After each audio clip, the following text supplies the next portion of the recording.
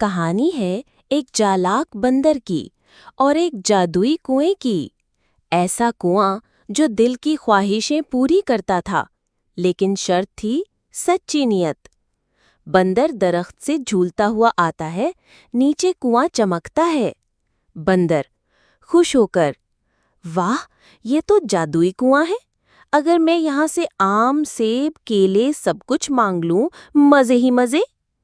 کنواں گونجتی آواز میں، جو دل سے مانگو وہ ملے گا، مگر لالچ کی سزا بھی بڑی ہے۔ بندر ہنستا ہوا،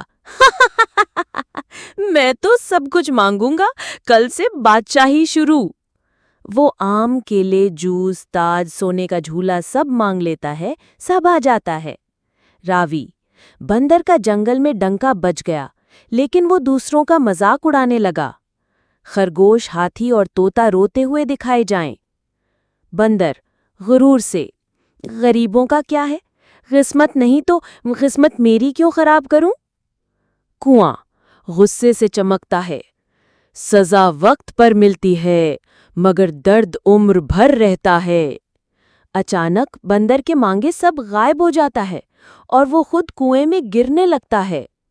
بندر چیختا ہوا، مجھے معاف کر دو، مجھے اپنی غلطی کا احساس ہو گیا ہے۔